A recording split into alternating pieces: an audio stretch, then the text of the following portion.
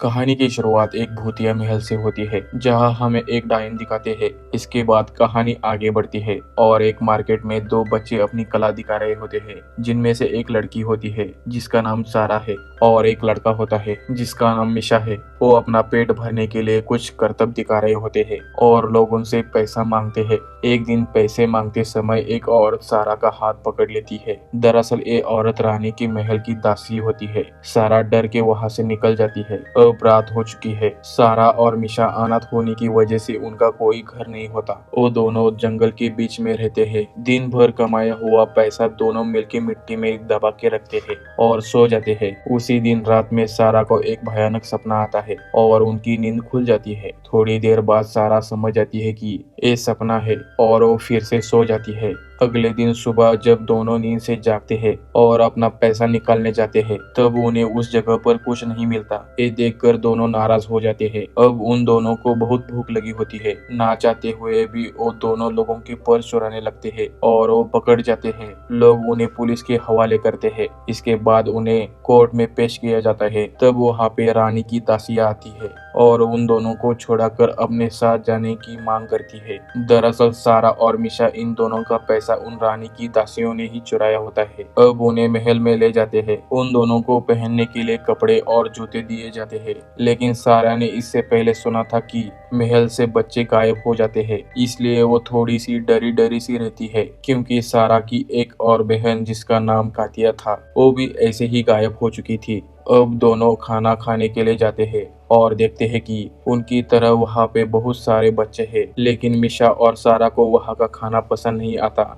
इसलिए वो दोनों वहाँ से भागने की सोचते हैं, लेकिन सारा कहती है कि यहाँ से भागना आसान नहीं है। और सारा को ऐसा भी लगता था कि शायद अब भी कातिया जिंदा हो और वो उसे मिल जाए। अब वो दोनों सो जाते हैं। अगले दिन सुबह सभी बच्चे महल के काम में जाते हैं। वहाँ का एक आदमी मिशा को भी काम करने बोलता है और सारा को महल के अंदर की साफ सफाई करने का काम देते हैं। वो महल की खिड़कियां साफ कर रही थी, तभी उस महल की रानी से मिलती है। उसने रात में पहनने वाले कपड़े पहने थे। वो सारा से कहती है कि किसी को ना बताना कि उसने रानी को नाइट ड्रेस में देखा है। वो भी मान जाती है। अगले दिन सुबह सारा रानी का कमरा साफ करने के लिए जाती है और उसे रानी की डायरी मिलती है। सारा उसे खोलकर देखने की कोशिश करती है, लेकिन तभी वहाँ पे रानी आती है और सारा ऐसा बर्ताव करती है कि जैसे उसने किसी चीज को हाथ नहीं लगाया है और फिर से सफाई करना शुरू करती है। थोड़ी देर बाद रानी के कमरे में उसकी कुछ दासियां होती है और सारा से कहती है कि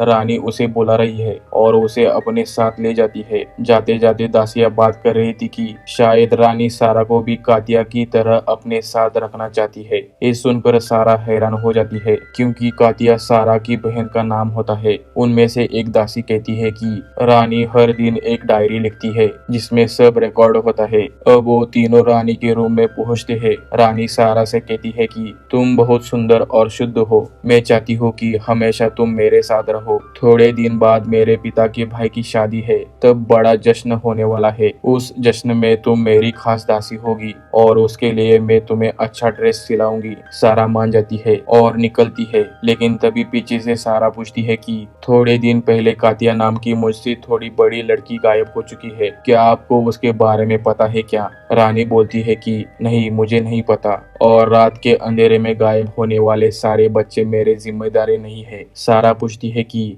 क्या आप उसका रिकॉर्ड नहीं रखते हैं? रानी इनकार करती है और वहां से चली जाती है। अगले दिन सुबह मिशा हमेशा की तरह अपना काम करने लगता है, लेकिन वहां के बदमाश बच्चे मिशा को तंग करते हैं। थोड़ी देर बाद खाने का समय होता है, इसलिए सारे बच्चे खाने के लिए जाते हैं। वहां पे सारा भी आती है और मिशा से बात करती है। तब मिशा वहां के बच्चों के बारे में उसे बताता है, लेकिन सारा उसे चुप रहने के लिए बोलती है और उसे कातिया के बारे में, साथ ही उसे डायरी के बारे में भी बताती है। वो दोनों उस डायरी को चुराने का प्लान बनाते हैं। सुबह होती है। अब मिशा और सारा रोज की तरह अपने अपने काम में लग जाते हैं। मिशा को आज वहाँ का आदमी जंगल लेके जाता है, लेकिन पहले से वहाँ पे दो आदमी होते हैं जो जंगल में खुदाई कर रहे होते हैं, लेकिन वो मिशा और महल के आदमी को देखकर भाग जाते हैं। मिशा वहाँ पे खुदाई करने लगता है। उनको वहाँ पर बहुत बहुत बड़ा गड्ढा करना है। उसी दिन रात में रानी के पिता के भाई की शादी थी, इसलिए सारा ने अच्छा ड्रेस पहना था। वहाँ पर सारा सभी लोगों को ड्रिंक दे रही होती है। मिशा वो देखकर वो समझ आता है कि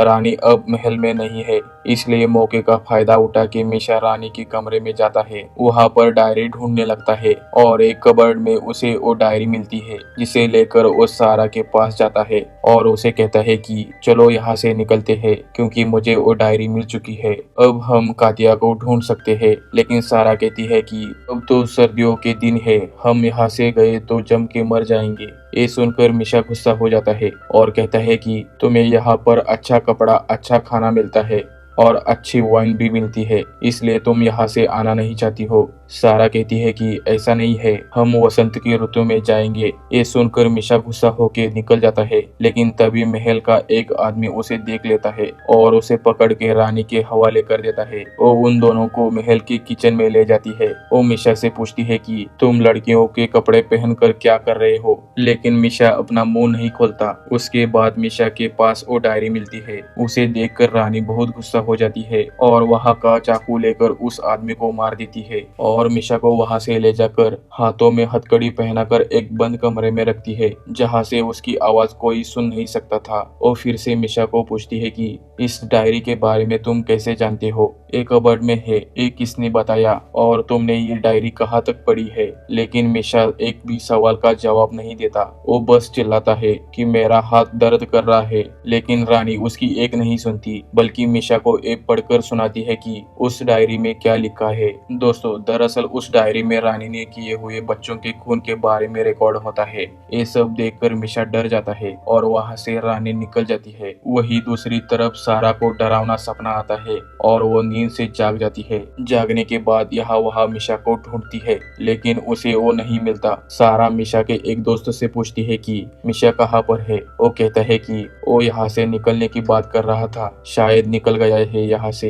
अब जर्मन के राजा और उसके कुछ आदमी रानी से मिलने के लिए आते हैं। उसमें कातिया भी होती है और एक आदमी भी होता है। वो रानी की एक दासी से पूछता है कि रानी कहाँ पर है। वो कहती है कि वो सो रही है, लेकिन वो रानी को जगा देता है। अब रानी उस आदमी से पूछती है कि ऐसा क्या काम है जो आपने मुझे नींद से जगाया है। वो कहता है कि मैं चाहता हूँ कि आप खुद को बचाए। रानी पूछती है कि क्यों, क्या हुआ। वो आदमी कहता है कि आप पर खून का इल्जाम है और मैं चाहता हूँ कि आप अपने आप को बचा लो, क्योंकि इसकी जांच करने के लिए जिम्मेदारी राजा ने मुझे दी है। ये सुनकर रानी अपने सारे सैनिकों को तैनात करती है और उन्हें अलर्ट कर देती है। तभी कातिया को उसकी बहन यानी कि सारा दिखती है। उसे देखकर कातिया उसके पास जाती है और पूछती है कि मिशा कहाँ है। वो कहती है कि कल रात से ही यहाँ से भाग गया है। कातिया बोलती है कि नहीं, ऐसा नहीं हो सकता, क्योंकि मुझे रास्ते पर कहीं पर नहीं दिखा। कातिया को लगता है कि मिशा अभी भी महल में है।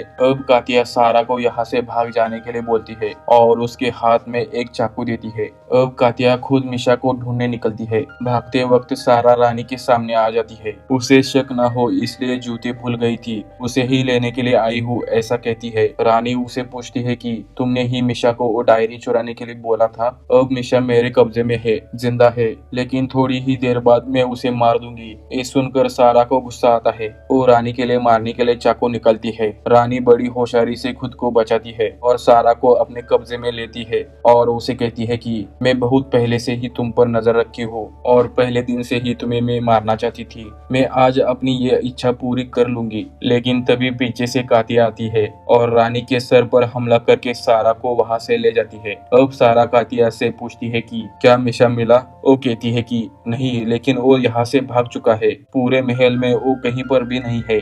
दूसरी ओर मिशा बर्फ में गिरा होता है। मिशा को बेयर नाम का आदमी बचा के अपने घर ले जाता है। मिशा बेयर को सब सच्चाई बताता है और सारा को हमारी जरूरत है ये बताता है। अब मिशा बेयर की मदद से कोर्ट जाकर सारा को बचाना चाहता है, इसलिए वो दोनों कोर्ट में जाते हैं। लेकिन जज उल्टा मिशा को और बेयर को उल्टा सीधा सवाल पूछ के मिशा को फांसी की सजा सुनाता है। पैसों की वजह से और रानी के दबाव की वजह से वो फैसला ऐसा सुनाता है, इसलिए बेयर जज को मार के सारा सारा को बचाने के लिए महल की तरफ बढ़ता है। सारा को बचाते बचाते कातिया रानी के आदमी उसे मारी जाती है और वो लोग सारा को भी बंदी बना लेते हैं। रानी सारा को मारे इससे पहले सारा रानी का भविष्य बताती है कि तुम मौत के लिए तरसोगी, शरीर पर एक भी जख्म नहीं होगा, लेकिन तुम्हारे शरीर से खून की नदियां बहेगी। और रानी के सारे सैनिक मरने लगते हैं। बाद में सबको पता चलता है कि बेयर सब सैनिकों को मार रहा है। अब मीशा भी उसके साथ होता है। रानी को बेयर का गुस्सा आता है, इसलिए वो उसे मारने के लिए जाती है,